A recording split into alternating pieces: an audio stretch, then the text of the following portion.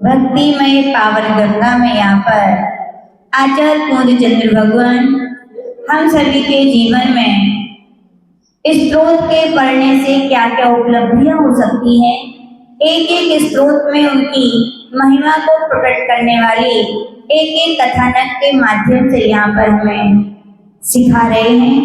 हमने कल पिछले बार देखा था 36वें नंबर के छंद में आचार्य पूर्णचंद्र भगवान कह रहे थे कि हे भगवान, सच है कि मैंने आपके कभी भी चरणों की क्या है पूजा नहीं की, या कहे चरणों की पूजा तो की लेकिन आपके आचरण को नहीं छुआ।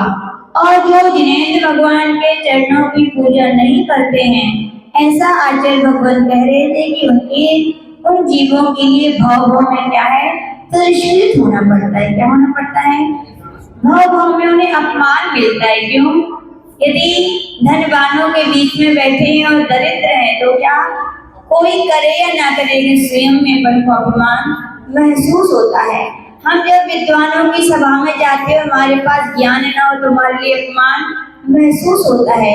जहाँ सब लोगों की कीर्ति का बखान किया जा रहा हो, वहाँ हमें अपना अपमान महसूस होता है। यानी कि आचार्य भगवान कह रहे हैं तो ये अपमान क्यों हो रहा है? तो पूर्णचंद्र भगवान कह रहे कि भैया, तुमने अनेकों जन्मों में जिनेंद्र भगवान के कभी चरणों की क्या पूजा नहीं की। धन्यशाली होते हैं वे, सौभाग्यशाली होते हैं जो जिनेंद्र भगवान की क्या करते हैं पूजन करते हैं। कब करते हैं? और कभी कभी।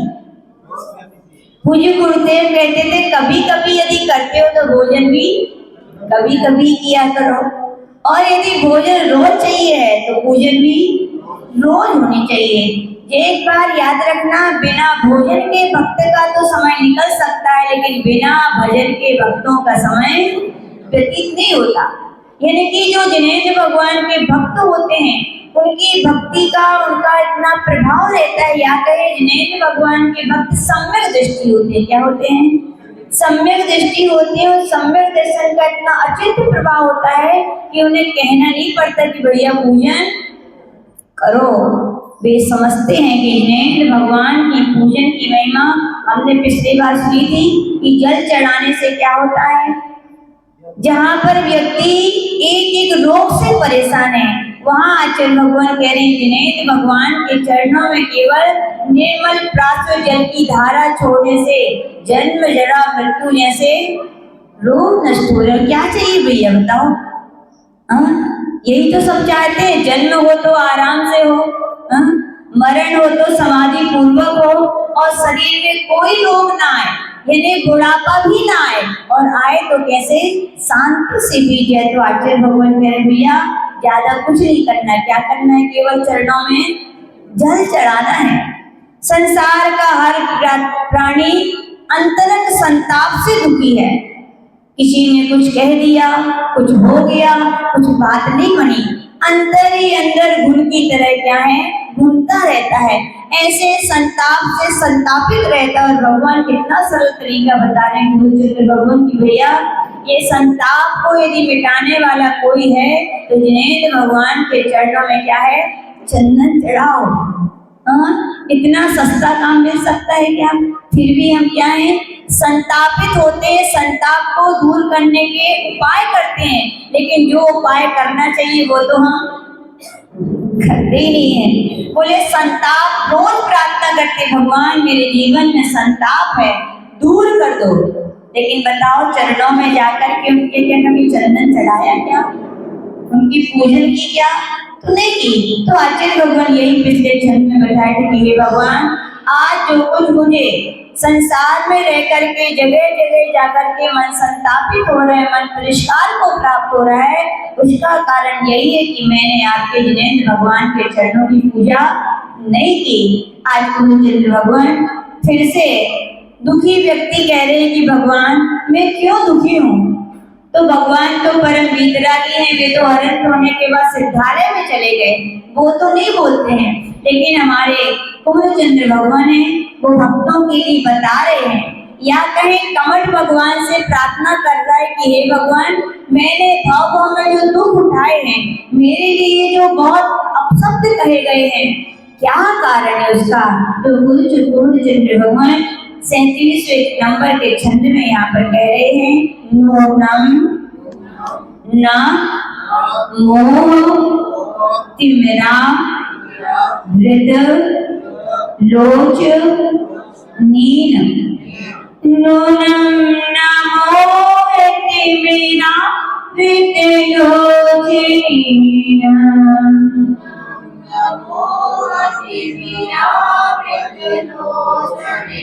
पूर्वं विभो शब्दपि प्रविलोकी तोषि।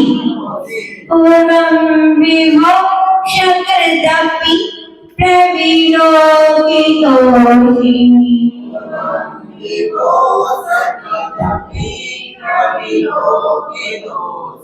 पूर्वं विभो शक्तपि प्रविलोकितोषि।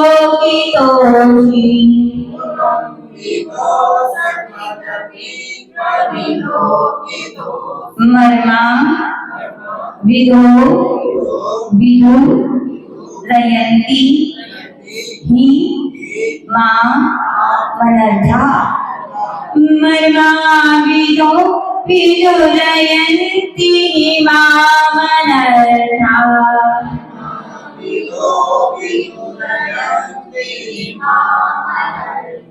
प्रोद्यत प्रोद्यत प्रबंध गतया कथ मन्य थैते। प्रोद्यत प्रबंध गतया कथ मन्य थैते।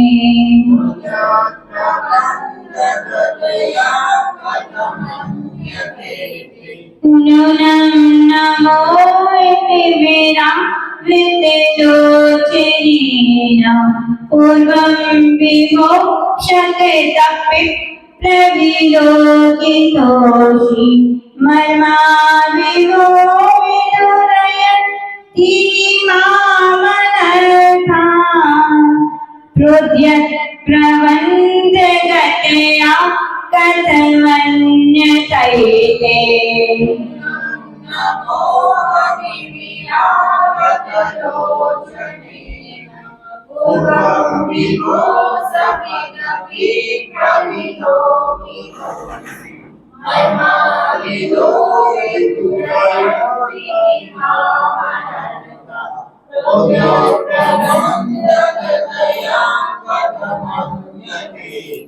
छंद में बस दूसरी लाइन में दपी के बाद आदिपा का करना है दपी। बाकी छंद बहुत सरल है। यहाँ पर इसका अन्वयार्थ देखेंगे। आचार्य पूर्णचंद्र भगवान पारसनाथ की स्तुति करते हुए कह रहे हैं, विभो हे स्वामी हे पारसनाथ भगवान, मोह तिमिरा वृत लोचनेन।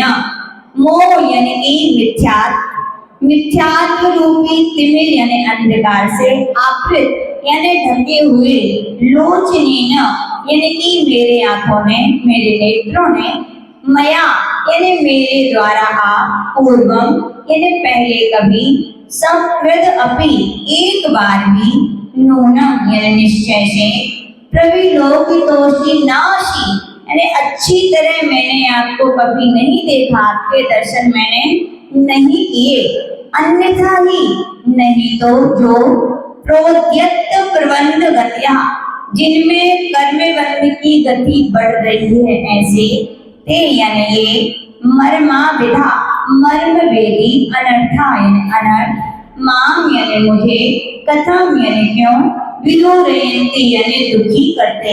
यहाँ पर आचार्य भगवान पूर्णचंद्र भगवान कह रहे हैं कि हे संसार के प्राणियों, तुम्हारी आंखें जब तक मोह यानी मिथ्यात्व से ढकी हुई हैं, यानी कि उनसे बता रहे हैं कि जब तक प्राणियों की आंखें मिथ्यात्व रूपी अंधकार से ढकी रहती हैं, तब तक वस्तु सामने होती है, लेकिन उसे उसका सच्चा ज्ञान होता है क्या? नहीं होता। इसीलिए कह रहे कि तुमने कभी भी मोह से ढकी हुई आंखों के कारण एक बार भी जिनेंद्र भगवान के दर्शन नहीं किए। इसी का कारण है कि तुम्हें क्या है, भाव भाव में अनेक प्रकार के दुख रूपी अनर्थ तुम्हारे जीवन में हो रहा है। और बिल्कुल सत्य यहाँ पर आचार्य भगवान कह रहे हैं कि जब तक मिथ्यात्व हमारे जीवन में रहेगा तब तक समझ लीजिए हमारे जीवन में सुख की किरण भी नहीं आ सकती। क्या नहीं आ सकती है? क्योंकि किरण कहाँ से आती है? सूर्य से आती है, और मोह का अंधकार है, सूर्य का उदय नहीं हुआ है तो क्या हमारे जीवन में प्रकाश आ सकता है? क्या नहीं आ सकता है। तो आचार्य भगवान कह रहे हैं जब तक प्रकाश नहीं आएगा तो आनंद आ सकता है क्या? देखो लाइट चली जाती है कभी कभी तो सब लोग सहम जाते हैं, बच्चों लाइट आती है तो ऐसे खुशियां मनाते हैं से क्या हो गया, लाइट आ गई, लाइट आ गई। यानी कि प्रकाश के आने से जीवन में क्या आता है? आनंद आता है। तो आचार्य भगवान कह रहे हैं आज हम दुखी हैं, आज हम परेशान हैं, आज हमारे जीवन में अनर्थ हो रहा है, आज हमें मर्मवेदी शब्द लोग सुना रहे हैं, तो उसका एक ही कारण है कि हमने पहले के भाव में क्या है? नेत्र भगवान के दर्शन नहीं किए। काशीनाथ की गुण गाथा सब मिलकर गाओ रे,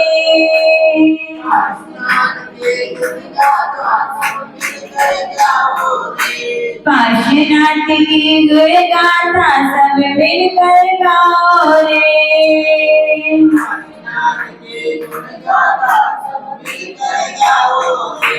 प्रभु की भक्ति हो, प्रभु की भक्ति भाव पार लगाए रे, काशीनाथ की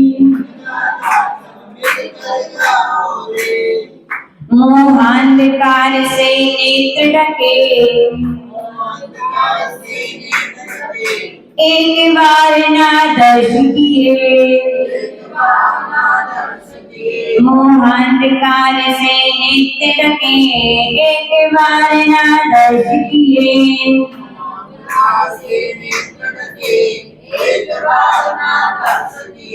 भाव बीते नहीं गिरे, भाव बीते नहीं गिरे,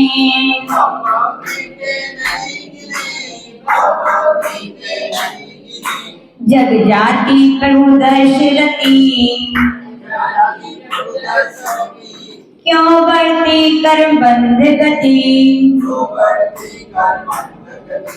जग जाति प्रभु दशरथी, क्यों बढ़ती कर बंध गति, क्यों बढ़ती कर बंध गति, होती क्यों दुख भरी मती, होती क्यों दुख भरी मती,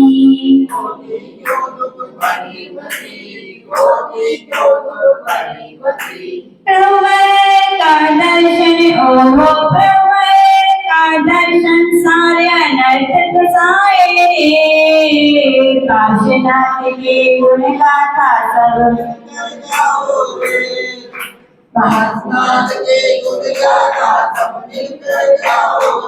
तो आचार्य भगवान कह रहे हैं कि मोह यानी मिथ्यात्व सबसे बड़ा यदि संसारी प्राणियों का कोई शत्रु है तो कौन है? मोह यानी क्या? मिथ्यात्व। मोह से क्या लेना है? मिथ्यात्व। क्योंकि आचार्य भगवान कह रहे हैं जब तक जीवन में मिथ्यात्व रहेगा तब तक आपके लिए सुख का ज्ञान भी नहीं हो सकता। क्या नहीं हो सकता? सुख, क्योंकि हमारी आत्मा का स्वभाव है, आत्मा का ज्ञान तभी होगा जबकि मिथ्यात्व हमारा छूटेगा। मिथ्यात्व छूटेगा, मिथ्यात्व के बादल हटेंगे, तभी सम्यक दर्शन रूपी सूर्य का क्या होगा? उदित होगा। और जब सम्यक दर्शन सूर्य उदित होगा तभी भैया आत्मा का ज्ञान होगा, और जब आत्मा का ज्ञान होगा हम आत्मा के प्राप्ति में लग जाएंगे। उस आत्मा में जो सुख है तभी हमें उसकी क्या हो पाएगी? सुख की प्राप्ति हो पाएगी। तो आचार्य भगवान कह रहे हैं कि भैया तुम दुखी हो तो इसका कारण ये है कि तुमने कभी सम्यक दर्शन को प्राप्त नहीं किया। क्योंकि किसे सम्यक दर्शन होता है? जिसका अर्ध पुद्गल परावर्तन शेष रह जाता है, ऐसे ही जीवों को सम्यक दर्शन होता है। हर किसी को होता है क्या? और सम्यक दर्शन कहाँ होता है? तो यूं कहा जाता है सम्यक दर्शन 3 प्रकार का है। कौन कौन सा है? औपसमिक, छायोपसमिक और छायक। जिसमें सबसे निर्मल सम्यक दर्शन होता है उसे छायक सम्यक दर्शन कहते हैं। क्या कौन सा बोलते हैं? यानी कि 7 प्रकृति अनंतानुबंधी क्रोध मान माया लोभ और मिथ्यात्व, सम्यक मिथ्यात्व, सम्यक प्रकृति, इन 7 प्रकृतियों के क्षय से जो होता है उसे छायक सम्यक दर्शन कहते हैं। और कहाँ प्राप्त होता है वो होता है तो तीर्थंकर या केवली के पादपूर में होता है। कहाँ होता है? अब बताओ सब जी, कभी तीर्थंकर के चरणों में बैठे क्या? कभी केवली भगवान के चरणों में बैठ पाए क्या? नहीं बैठे। या कहीं हम समूह शरण तक भी गए, लेकिन समूह शरण की अन्य भूमियों में घूमते रहे, लेकिन कभी जिनेंद्र भगवान के चरणों में हम जब भगवान के दर्शन ही नहीं किए तो क्या सम्यक दर्शन हो पाएगा क्या? तो याद रखना, छायक सम्यक दर्शन तो बहुत दूर की बात है।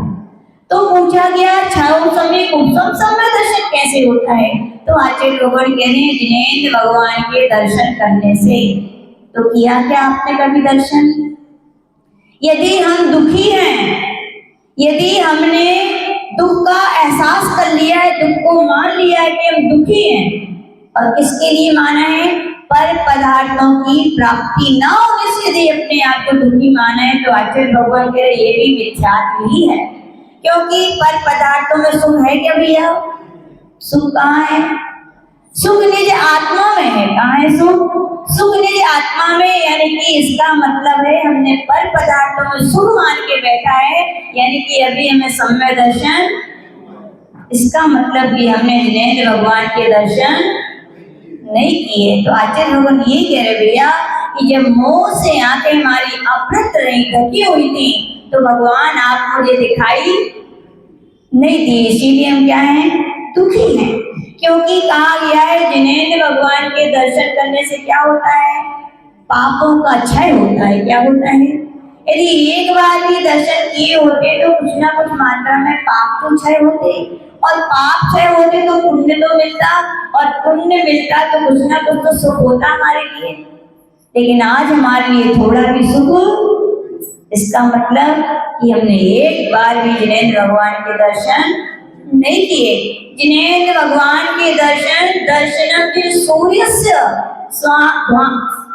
दर्शनम जिन सूर्यस्य संसार ध्वांत विनाशनम। जैसे सूर्य उदित होता है तो कहा जाता है संसार का सारा अंधकार नष्ट हो जाता है। बोधनम चित्त पद्मस्य, और जब ज्ञान होता है, सूर्य उगता है तो क्या होता है? कमल। बोधनम चित्त पद्मस्य समस्तार्थ प्रकाशनम, और जब ज्ञान होता है तो सब पदार्थ हमारे लिए दिखने लगते हैं कि नहीं? जिन लौकिक सूर्य की बात चल रही है, और यहाँ के कह रहे भगवान आप ही सूर्य हैं। जिस भक्त के हृदय में, जिस भक्त के जीवन में जिनेंद्र भगवान के दर्शन रूपी सूर्य का उदित हो जाता है, उसका मिथ्यात्व क्या हो जाता है? दूर हो जाता है। बोधनम चित्त पद्मस्य, उसे जब जिनवाणी का ज्ञान होता है तो हृदय कैसा होता है बताओ? जिनवाणी का सुनने से आनंद आता है कि नहीं आता? हृदय प्रफुल्लित हो जाता है, हृदय फूल जाता है खुशी के कारण। तो कह रहे हैं यानी कि हमारे अंदर सुख का एहसास होता है। किससे होता है? जिनेंद्र भगवान के दर्शन। और समस्तार्थ प्रकाशनम, समस्त पदार्थों का ज्ञान होता है कि लोक में जितने भी पदार्थ में पर हैं, मेरी आत्मा से भिन्न स्वभाव वाले हैं, मेरी आत्मा ही अपनी है। तो किससे हुआ? जिनेंद्र भगवान के दर्शन करने से। लेकिन इतना ज्ञान हमें है क्या? इसका मतलब हमने दर्शन करने चाहिए कि नहीं करने चाहिए? करने चाहिए भैया। जिनेंद्र भगवान की प्रतिमा, जिनेंद्र भगवान का जो मुख है सूर्य के समान है, जो हमारे लिए निज का क्या कराता है? ज्ञान कराता है। और क्या कहा गया? दर्शनम जिन चंद्रस्य, जिनेंद्र भगवान किसके समान है? चंद्रमा। जिनेंद्र दर्शनम जिन चंद्रस्य सद्धर्मामित वर्षणम। कल शरद पूर्णिमा थी, क्यों रखे थे आपने वो सफेद सफेद चीजें चंद्रमा की चांदनी में? क्यों रखे थे? क्योंकि ऐसा कहा जाता है चंद्रमा के विमान में जो वहाँ पर अकृत्रिम चैत्यालय है, वहाँ चंद्रकांत मणि की, जिनेंद्र भगवान की 500 धनुषों की प्रतिमा है। क्या है?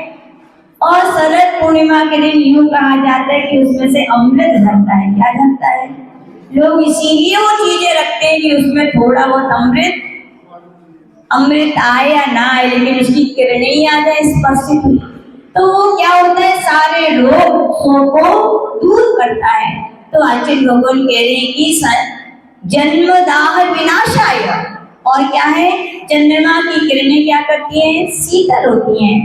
कितना भी बेचैन व्यक्ति हो, तपन से तपाया हो, गर्मी में लाइट चली जाए तो कहाँ भागते हो सब, छत पे भागते हो। अब तो बोले माता जी इन्वर्टर का जमाना आ गया, भागने नहीं पड़ता, लेकिन जो शीतलता चंद्रमा की किरणों से मिलती है वो शीतलता आपको आपकी लाइट के उपकरणों से नहीं मिलती। कहा जाता है कि वो आपके लिए शीतल चंद्रमा की किरणें के नीचे आप जैसे ही जाते हो तो दाह आपकी गर्मी क्या हो जाती है, शांत हो जाती। जन्म दाह विनाशाय वर्धनम सुख वारिदे, वारिदे का अर्थ होता है समुद्र। समुद्र का और चंद्रमा का बहुत अच्छा संबंध है। जैसे जैसे चंद्रमा की एक एक कलाएं बढ़ती है, वैसे याद रखना समुद्र के पानी का स्तर भी क्या है, बढ़ता जाता है। कलाएं कृष्ण पक्ष में एक एक घटती है तो समुद्र भी क्या होता है, पानी का स्तर, नहीं देखा हो तो देखा ना कि समुद्र के किनारे हम लोग तो देखा है, हम लोग ने देखा कि वहाँ 6-6 घंटे में समुद्र दूसरा दूसरा दिखता है। गोगा में जब हम लोग गए 2009 में, तो वहाँ हम लोग वहाँ पे वो शस्त्रकूट जिनालय है बहुत बड़ा, तो वहाँ पर हम लोग पूरा रात्रि भर वहीं माता इंद्र का दीक्षा दिवस मनाया गया था, पूरा दिन भर वहीं रुके। और एक दिन में कितने 4 पहर होते हैं, वहाँ हर 6 घंटे में पानी आता है और खाली होता है। तो हम लोग ने देखा 6 घंटे में पानी पूरे किनारे तक, और 6 घंटे बाद देखा तो ऐसे लगा 10 किलोमीटर तक से मैदान बना दिया, कुछ नहीं, पानी की एक बूंद। और फिर 6 घंटे के बाद क्या देखा, पूरा समुद्र का पानी, और ये तो भरती कहलाती है, लेकिन स्तर यानी कि समुद्र के पानी का लेवल बढ़ता भी है, और क्यों बढ़ता घटता है, तुम्हारा जिन आगम बोलता है, जिनेंद्र भगवान ने कहा जैसे जैसे एक एक चंद्रमा की कलाएं बढ़ती हैं समुद्र का स्तर बढ़ता है, और क्या होती है, कलाएं घटती है तो समुद्र का स्तर। तो यहाँ पे कह रहे हैं जिनेंद्र भगवान, लौकिक चंद्रमा में इतनी विशेषता है तो आप भी क्या हैं, जिन चंद्र हैं। जिनेंद्र भगवान के दर्शन करने से क्या होता है, तो दर्शनम जिन चंद्रस्य, दर्शनम जिन चंद्रस्य ऊपर की लाइन सद्धर्मामृत वर्षणम। हे जिनेंद्र भगवान, उस लौकिक चंद्रमा से तो अमृत झरता है, लेकिन आप जिन चंद्र के मुख से तो क्या धर्मामृत झरता है, क्या झरता है, वो अमृत तो व्यक्ति पान करेगा तो क्या करेगा, थोड़े दिनों के लिए, अमृत नहीं है, अमृत जैसा है, लेकिन जिनेंद्र भगवान की वाणी वो अमृत है, जो एक बार पी लेते हैं वो क्या होता है उनके लिए, सद्धर्मामृत वर्षणम, यानी कि उनसे हमारे लिए जिनेंद्र भगवान से क्या मिलती है, धर्म रूपी अमृत मिलता है।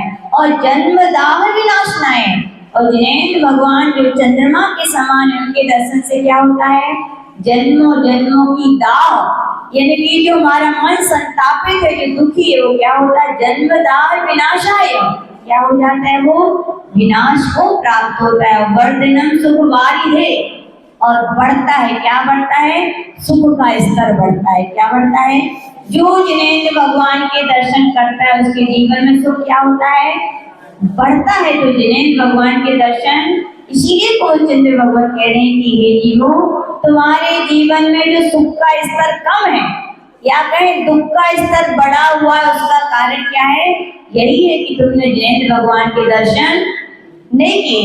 क्योंकि जिनेंद्र भगवान के दर्शन करने की तो छोड़ो, दर्शन करने का ही यदि कोई विचार करता है तो फल कहाँ गया। पद्म पुराण में आचार्य रविशंकर महाराज ने कहा है, यदि कोई व्यक्ति जिनेंद्र भगवान के दर्शन के करने के लिए मंदिर जाने का चिंतन अकेला करता है, कहाँ बैठा भी वो, घर में, क्या सोच रहा है, मुझे दर्शन करने जाने, तो फल देखो आचार्य भगवान कह रहे हैं उसे घर बैठे 2 उपास का फल मिल जाता है। कितने उपास का, ऐसे बढ़िया रमेश जी क्या हो सकता है बताओ? खाए पिए बढ़िया, पेट भर खाओ, एक बार नहीं, दो बार नहीं, 3 बार खाओ, फिर भी क्या मिल रहा है? लेकिन कब मिलेगा? जब हम स्वयं चिंतन करें। श्रीमती जी के लिए जाओ, अभिषेक करवे जाओ, दर्शन कराओ, मिलेगा क्या उपास का फल? नहीं मिलेगा।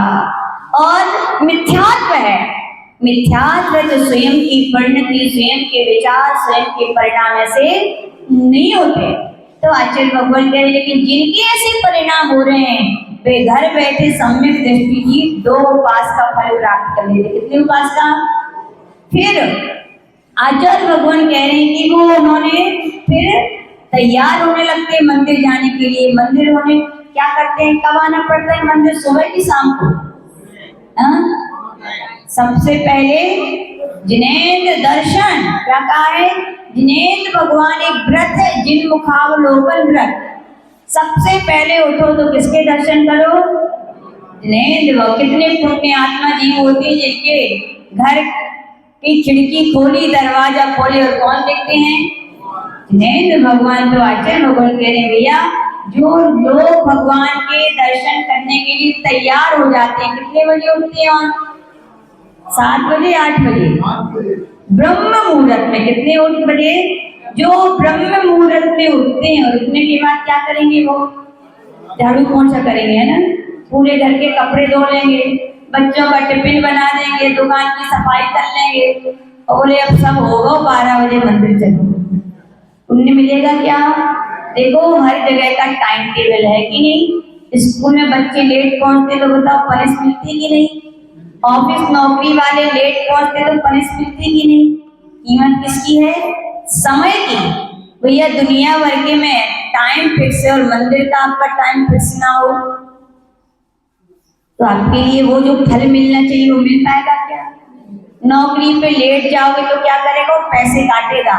स्कूल में जाओगे तो दंड मिलेगा। तो यहाँ पर भी ध्यान रखना, मंदिर के समय भी मंदिर नहीं आओगे तो जो फल मिलना चाहिए वो मिल पाएगा क्या? सम्यक दृष्टि ये सोचता है कि हमें सबसे पहले उठ करके कहाँ जाना है? मंदिर। तो क्या करेगा? वो स्नान करेगा। क्या करेगा? स्नान कैसे जल से करोगे? अनछने पानी से। याद रखना सम्यक दृष्टि जीव है, स्नान करेगा तो कौन से पानी से करेगा? छने हुए पानी से। क्यों करेगा? क्योंकि जैन धर्म के अनुसार अनछने पानी की एक बूंद में कितने जीव होते हैं? असंख्यात। अपना तो कल्याण करने चला और असंख्यात जीवों का स्वाहा कर दिया। सम्यक दृष्टि ऐसा हो सकता है क्या? बोलो। सम्यक दृष्टि तो वो होता है देशस्य राष्ट्रस्य पुरस्य राज्ञा। भगवान मेरा कल्याण हो तो सब जीवों के एक इंद्री से लेकर 25 जीवों का कल्याण। तो पानी को क्या करेगा?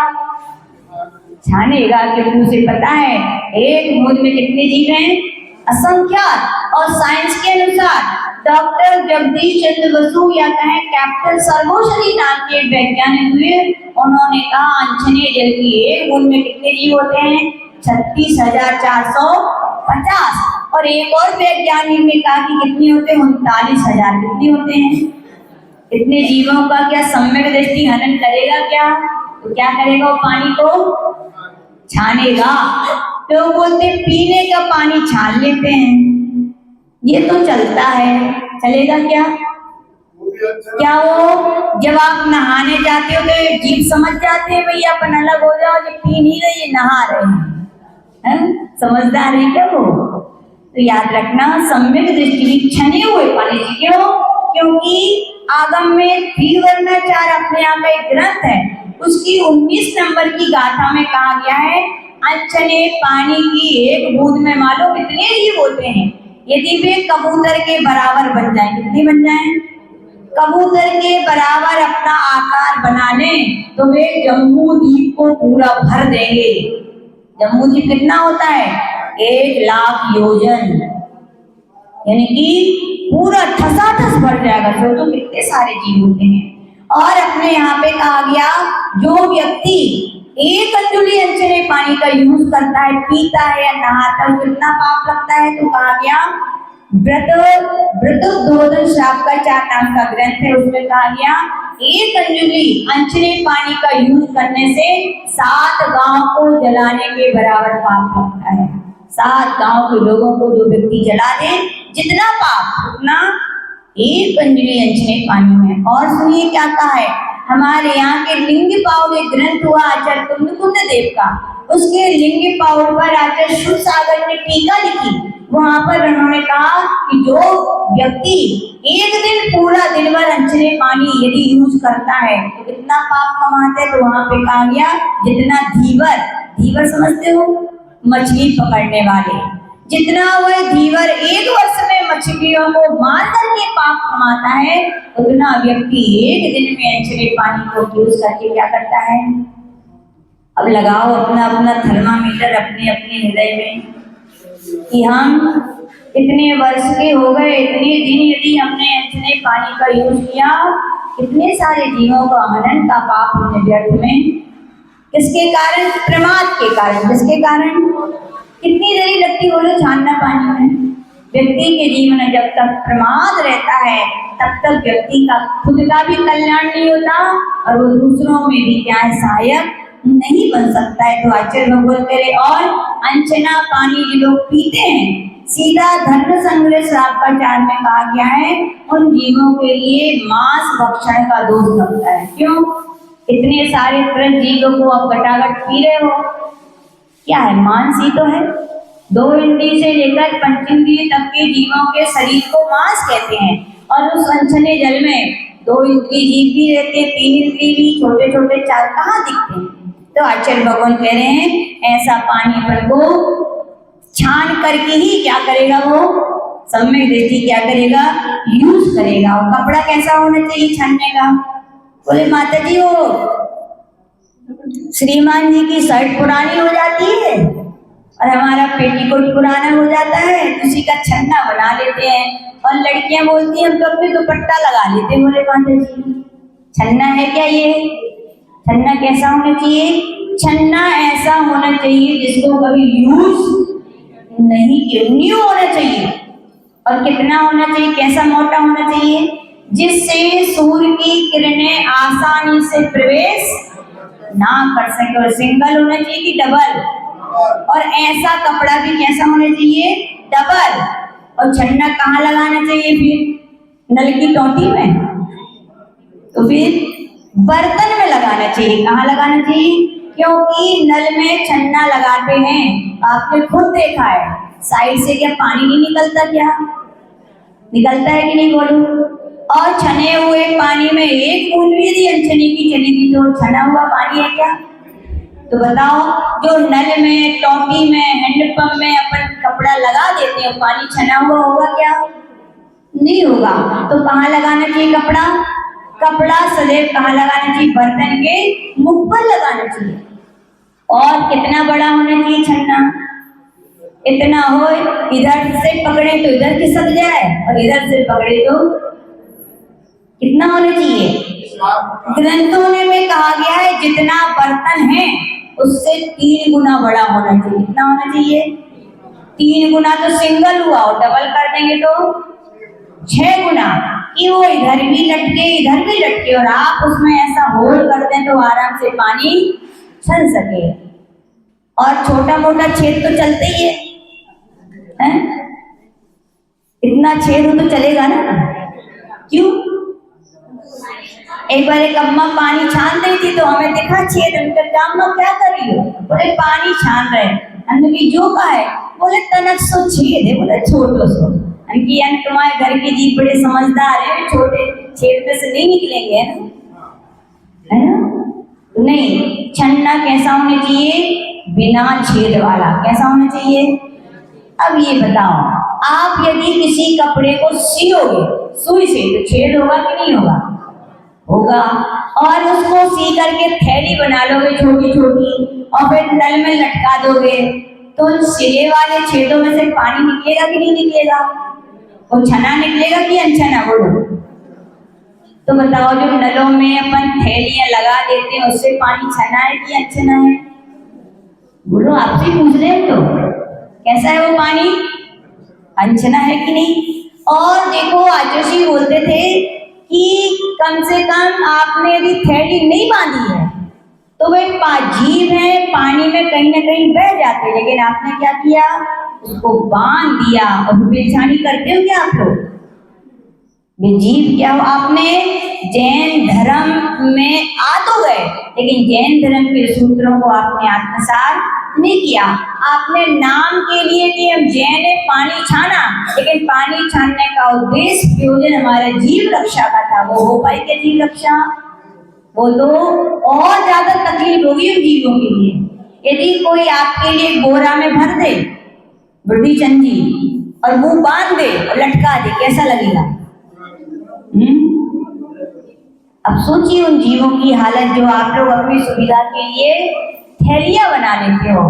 वे जीव थैलियां नहीं होती तो कम से कम बह जाते, बच जाते, लेकिन अब तो उनके बचने की, और कितने कितने दिन तक लोग उन थैलियों को खोलते भी नहीं, हरी नीली काली हो जाती है, कचड़ा इकट्ठा हो जाता है। और कहीं जब पानी नहीं निकलता तो आप दबाते हो, कौन दबाते हो कि नहीं? कई लोग आपको बोरी में भर के फिर लगाए जाए, कष्ट होगा कि नहीं?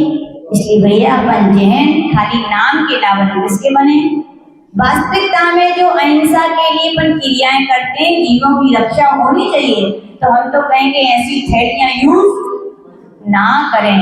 और ऐसे बिना छेद के कपड़े से क्या करना चाहिए, हमें पानी को छानना चाहिए। ऐसे छने हुए पानी से हमें क्या करना चाहिए, स्नान करना चाहिए। स्नान आचार्य भगवंतों ने कहा है जब भी स्नान करें तो मुख अपना पूर्व दिशा में होना चाहिए। कहाँ होना चाहिए?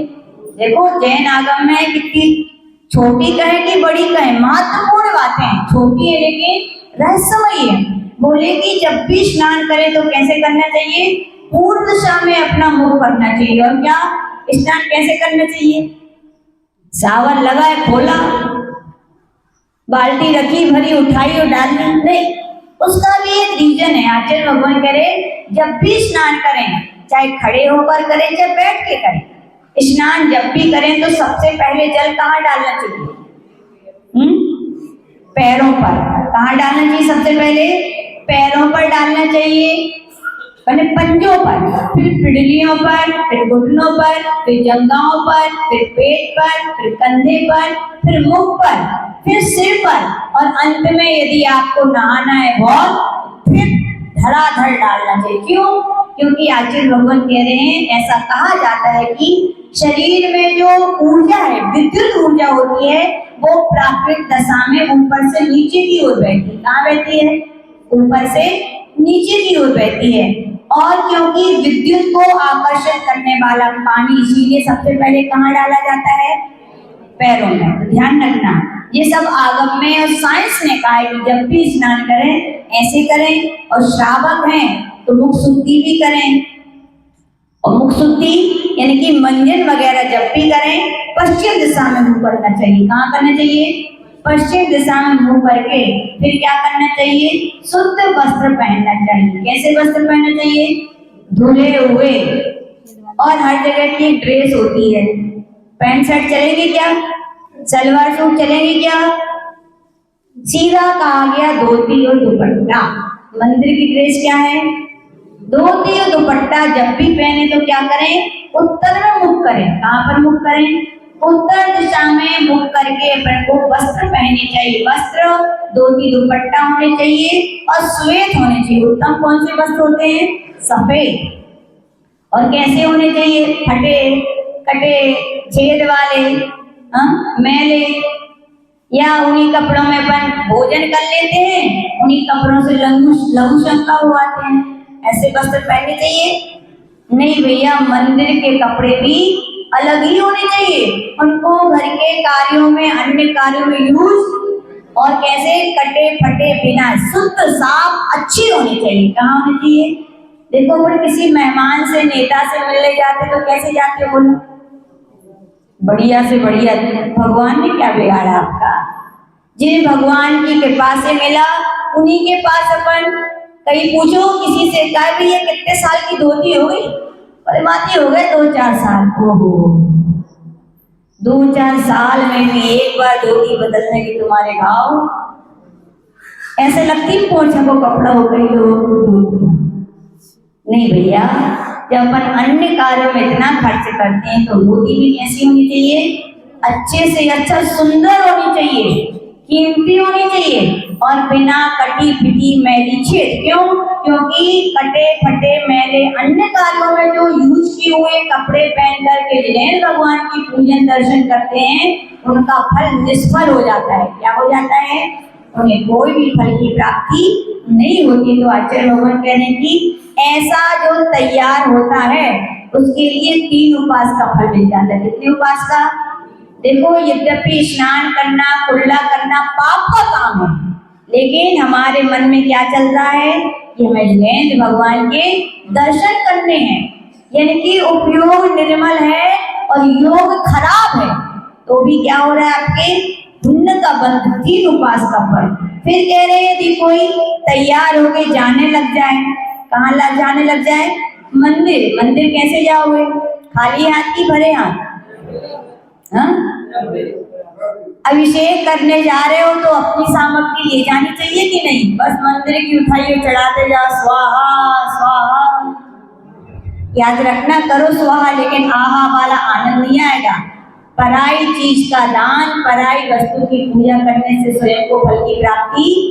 हम लोग ने कारंजा में अच्छी चीज देखी, वहाँ सब लोग पंचामृत करते हैं तो क्या करते हैं, सबके अपने अपने कलश हैं, किसी के सोने किसी की चांदी, अपने अपने घर से अपना दूध अपना दही अपनी सरसों सब अपना और अपना अपना करते हैं तो पुण्य भी कैसा मिलेगा?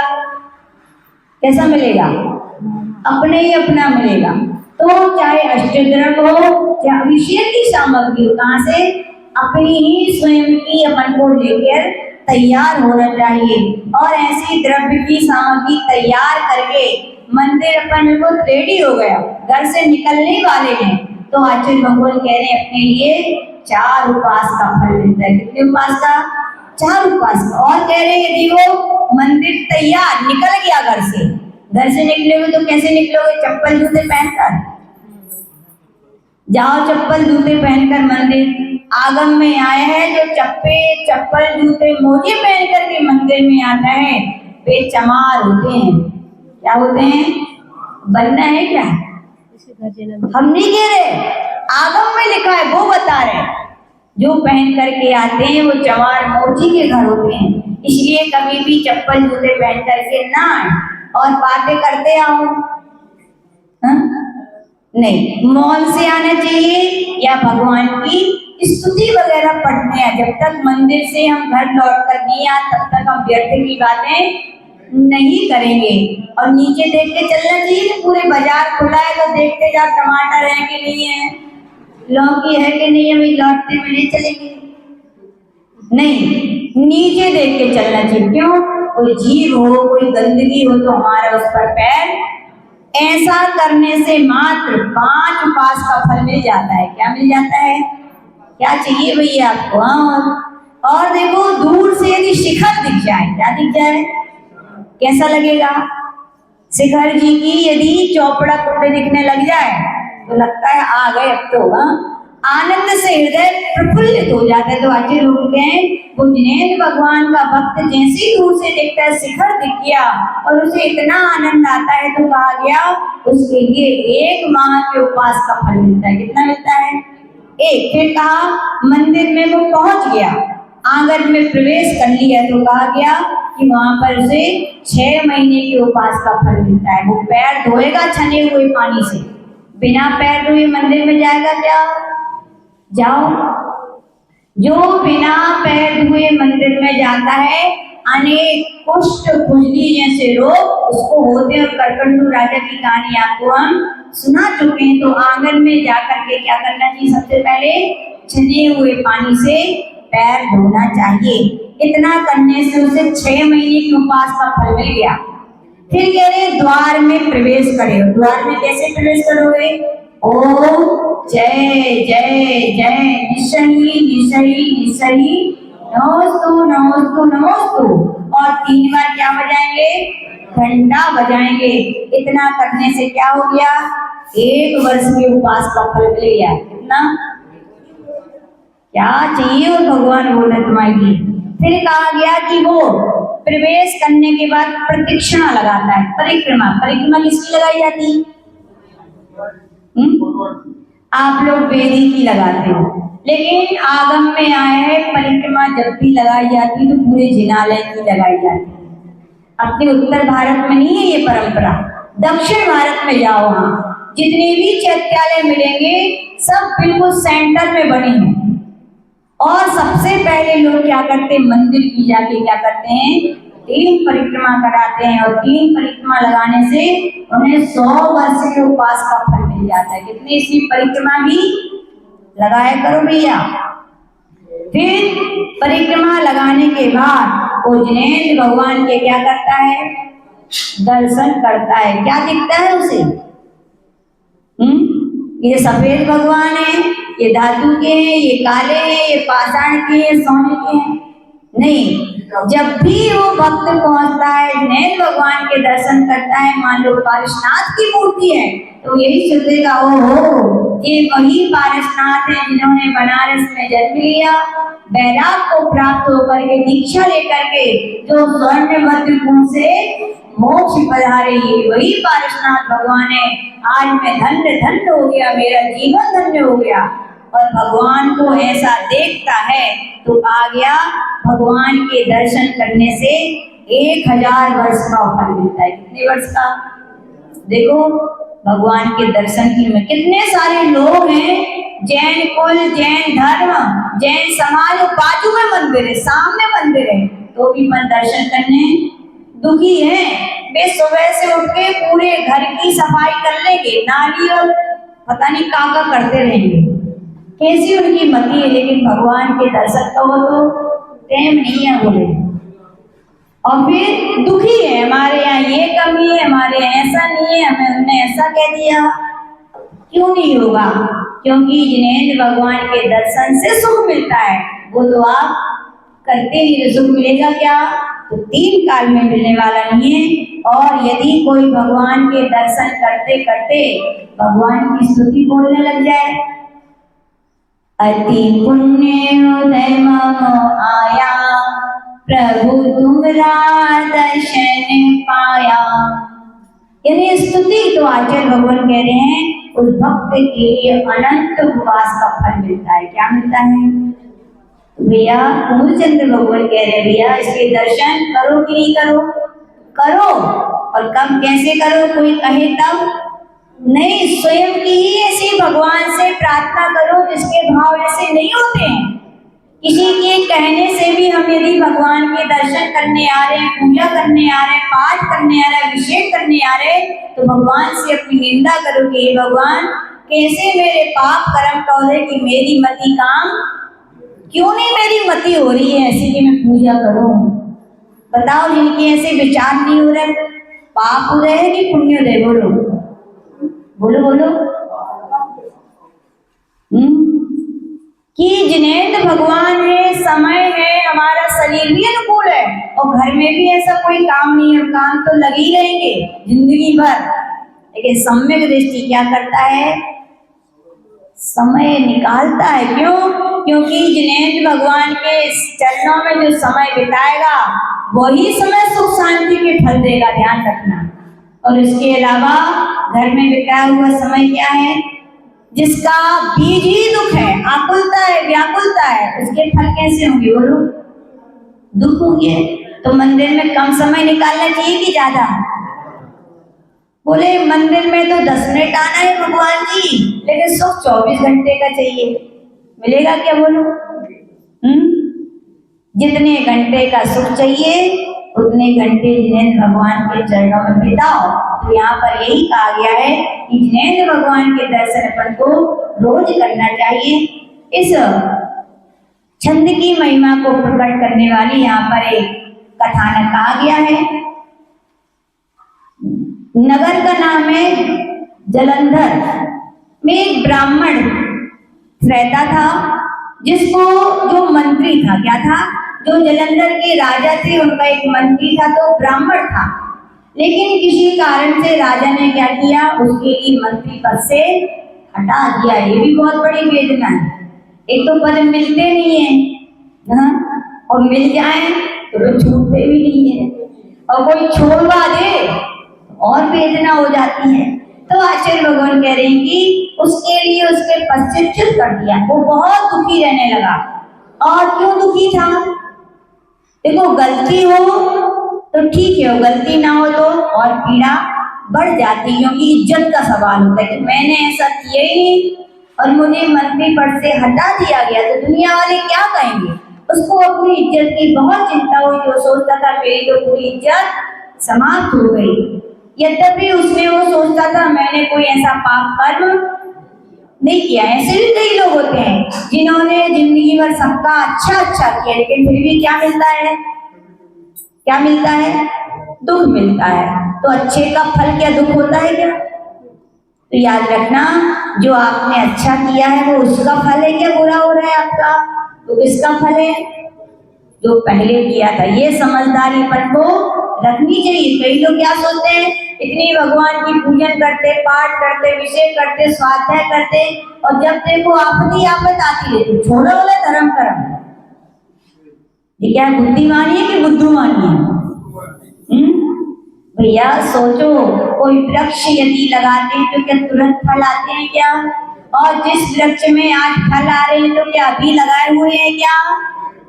है ना? तो आप सब समझते हो। तो ऐसे ही जब जिंदगी में दुख परेशानी है तो क्या सोचना चाहिए? अच्छे काम करना छोड़ देना चाहिए क्या? नहीं, ये सोचना चाहिए कि हमने कभी पहले बुरे काम किए थे। वो बहुत दुखी रहता था और उसने तो एक दिन क्या सोच लिया कि मैं आत्महत्या कर लूं। क्या कर लूं? आत्महत्या कर लूं। और वो आत्महत्या करने के लिए नदी के किनारे चला गया। और जब मरने ही जा रहा था, देखो आयु नहीं रहती तो पैर भी फिसले तो व्यक्ति चला जाता है, और आयु रहे तो कितने बड़ी बिल्डिंग से भी गिर जाए तो बच जाए। सब आयु का है, तो उसकी आयु लग थी अभी। तो योगायोग से वृक्ष के नीचे मुनि महाराज बैठे तो उसको दिख गए। तो उसने क्या सोचा, अब मरने तो जा ही रहे, भगवान के दर्शनी गुरुदेव मिल गए हैं तो दर्शन ही कर लो। और वो वहां गया, महाराज के दर्शन किए और निकट जाके उनके नमस्कार किया और बैठ गया। तो मुनि महाराज के पास बैठ के उसे कैसा लगा? शांति मिली, उसे एहसास हुआ। लेकिन मन में तो क्या चल रहा था कि मुझे मरना है। तो उठकर जाने लगा। तो महाराज अवधि ज्ञानी थे। महाराज तुरंत बोले, भैया मन में विकल्प लेके मत जाओ, आत्महत्या करने जा रहे हो? बोले क्या? बोले महाराज आत्महत्या करने? वो तो घबरा गया कि मैंने तो किसी से कुछ कहा ही नहीं, मुझे महाराज कैसे जान गए? उसकी एकदम चेतना जागृत हो गई कि महाराज कैसे जान गए। तो महाराज ने उससे कहा कि भैया घबराओ मत, तुम्हारे लिए जो पद से हटाया गया है, तुम्हारी जो इज्जत चली गई है, वो अभी का फल नहीं है। वो क्या है? तुम्हारे पूर्व जन्मों के कर्मों का क्या है? फल है। क्यों है? आत्महत्या कोई क्या है ये उपाय, इससे छूटने का उपाय है क्या? महिलाएं तो बिल्कुल फिक्स रहते, कुछ हो गया मर जाते हैं, तैयार। मरना क्या श्रेष्ठ है? याद रखना, जो पाप कर्म के वजह से आज आपको कष्ट आ रहे हैं, उसका मरना उपाय नहीं है। मरने से तो कष्ट बढ़ेंगे कि कम होंगे? बोलो। देखो भैया, ये तो कर्मों का कर्जा है। दुनिया में मानते हैं कि आप सुई भी साथ में ले जाओ, लेकिन आपके कर्म तो आपके वो तो जाएंगे आपके। आप सोच रहे हो यहाँ से छुटकारा मिल जाएगा तो कर्मों से छुटकारा मिल जाएगा? नहीं, कुछ ना जाए, लेकिन कर्म तो आपके साथ जाते ही हैं। कई लोग देखो कर्जा ले लेते हैं ना बहुत सारा, और जब चुका नहीं पाते तो मर जाते हैं। क्या सोचते हैं कि मेरा छूट गया? छूट गए क्या? नहीं भैया, जो आज गाय, जो बैल, जो घोड़ा बने हैं, क्या कर रहे हैं? बोलो भाई, कर्जा चुका रहे हैं। कर्जा तो आपको चुकानी पड़ेगा। हमारे आचार्य हम लोग को बोलते हैं हमेशा, देखो साधु मर गए तो फूल मत जाना, श्रावक आपके लिए आहार दे रहा है, कैसे अपने खून पसीने की कमाई का पैसा इकट्ठा करें। और क्या बोलते हो आप लोग आहार देने के पहले? मन शुद्धि, बस इतना ही कहते हो। और महाराष्ट्र में जाओ तो मालूम क्या कहते हैं? मन शुद्धि, वचन शुद्धि, काय शुद्धि, आहार शुद्धि।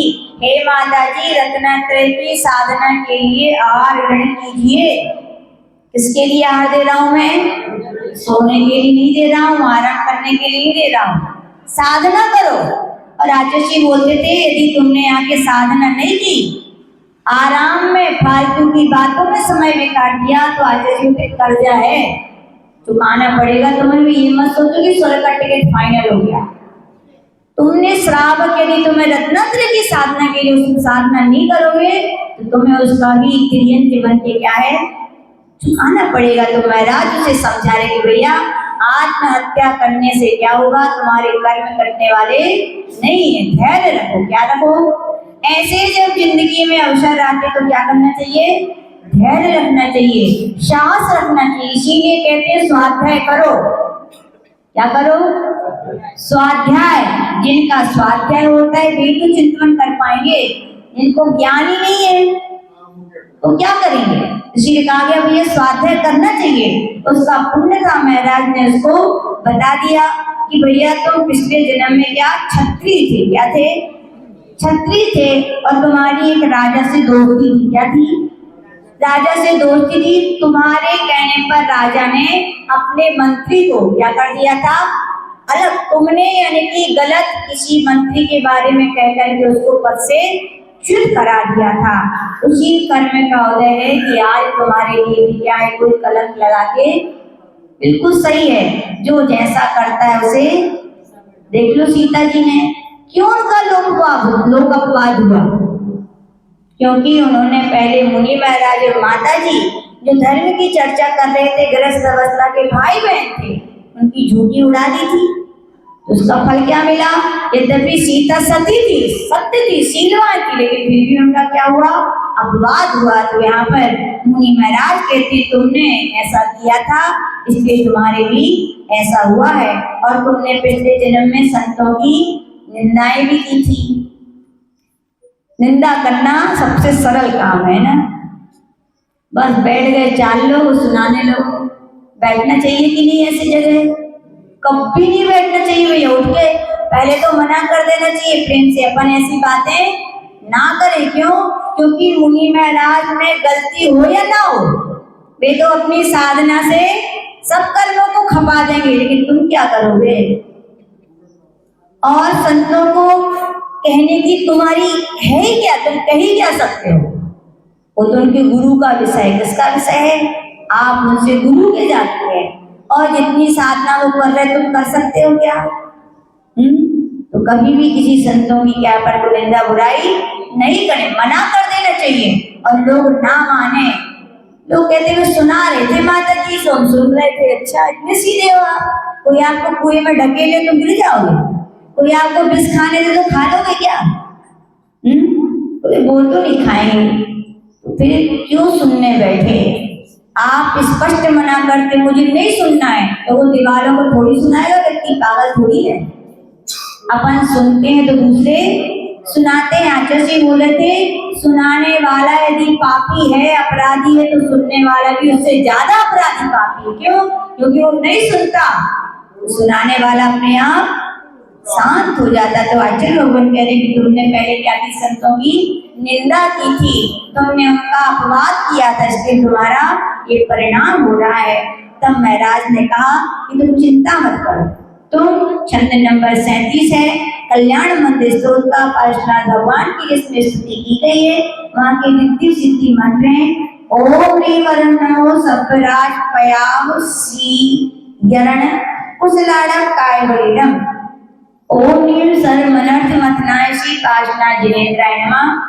ऐसे तुम क्या करो कि रिद्धि सिद्धि मंत्र की 21 दिन तक संयम पूर्वक क्या करो, तो उसकी साधना करो। और तुम साधना करोगे तो तुम्हारा क्या हो जाएगा? कष्ट दूर हो जाएगा। यूं कहा जाता है कि इस मंत्री ने, इस ब्राह्मण ने 21 दिन तक रिद्धि सिद्धि मंत्र की जाप की, आराधना की, तो उसके जीवन में जो अनर्थ आया था, जो उसका अपमान हो रहा था, जो उसका तिरस्कार हो रहा था, एक दिन क्या हुआ? अपने आप राजा ने क्या हुआ, उसे बुलाया और कहा कि भैया हमसे गलती हो गई, लोगों के कहने पर मैंने तुम्हारे साथ ऐसा बर्ताव किया, तुम्हारे पद से चूक किया तो क्या, और उसके लिए पुनः उसके पद पर क्या है रख दिया। तो कहने का तात्पर्य कि जब एक व्यक्ति के भगवान की भक्ति करने से लौकिक मंत्री जैसा पद मिल सकता है, तो जिनेंद्र भगवान की भक्ति करने से क्या अपना निज आत्मा का पद नहीं मिलेगा? क्या जरूर मिलेगा, लेकिन कब मिलेगा? जब जिनेंद्र भगवान के रोज क्या करें, दर्शन करें, क्योंकि जिन दर्शन से ही निज के दर्शन होते हैं और निज का ही पद अपना पद है और निज पद में ही क्या है, आनंद है, आनंद सुख है। तो हम ऐसे निज पद को प्राप्त करने का पुरुषार्थ करें। जो श्री पार्षद भगवान की